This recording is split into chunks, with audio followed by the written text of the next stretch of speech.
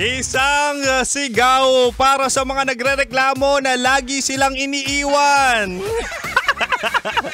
Parang ikaw nagrereklamo na ang dali mong iwan, ang dali mong palitan, pero nagtanong ka na ba sa sarili mo kung sila ang mali? Ay nako, o nasobrahan ka sa toyo. Sino ka ron, ha? Sino ka ron? Ikaw ba yung parang misis ng isa kong katrabaho na alat-alat dahil sa toyo? Wala namang ginagawa masama, galit. Wala namang ginagawa, nagpapalambing. Ala, daig mo pa yung adobo, ha? Hindi, ganito lang yan. Dapat para kang adobo na sakto lang yung asim at sakto lang ang alat. Kaya kapag kinain, tignan mo ang adobo, simot na simot. Mapapa-extra rice ka pa. Mahal! Anyo nga sa'yo, Kimchino Emnida. Dito na naman ako Ay, namiss kita, Emnida. Kapag ganitong gabi talaga nga namang maulan, ang sarap magyakapan Gusto ko na ng yakap kapag ganito Pero anyway, mahal, andito na naman ang spicy opa mo sa radyo na kapag natikman mo, hanapin mo. Ako to, mahal, si Kim Chino at makakasama mo ko 69 tayo, 6 to 9 p.m. Uy, pero hindi hindi ka naman pangit, mahal. At some point, hindi ka rin naman, hindi mo rin masasabi na hindi ka gustuhin. In fact, meron naman lumalandi sa'yo. Diba? May mga nagtatangka, alam mo ang problema, diretsahin na kita. Ang problema, yung ugali mo.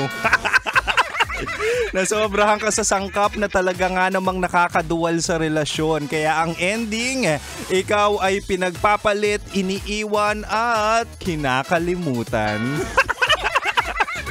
Kaya tonight sa ating Chinitox, usapang pag-ibig mula sa chinito ng buhay mo. Bibigyan kita ng 3 dapat mong bawasan para hindi ka laging iwan. O una, bawasan ang pagseselos. Kasi mahal, merong cute na selos, yung konti lang. Yung konting pabebe lang tapos may baby talk. Ay! Yung sino na naman kasama mo? Baka jowa mo na yun Baka may kabit ka na. Yeah? Uy, cute yun Kasuyo-suyo kapag ganun. At talaga nga namang asarap bigyan ng assurance. Pero yung selos na may kasamang overthinking, na may kasama ka lang sa picture, sasabihin ay talaga nga namang pangungunahan mo ng kabit. At talagang yung tono mo ay galit na galit. Wow, rhyming!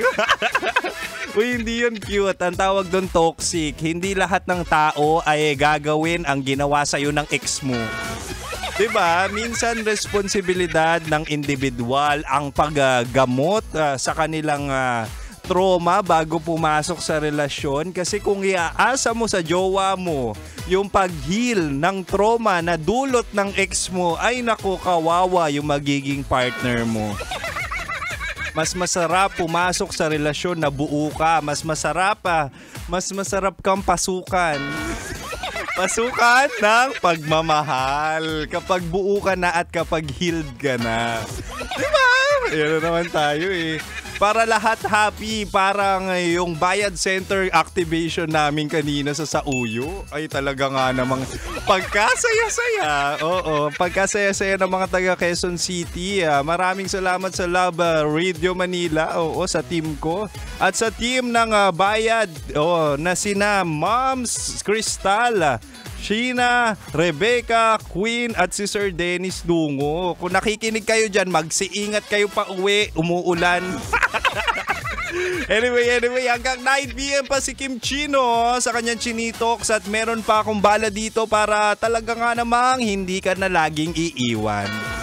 Kaya mahal, manatiling nakatutok dito lang sa 90.7 Love Radio. Kailangan pa bang i-memorize yan? Basic.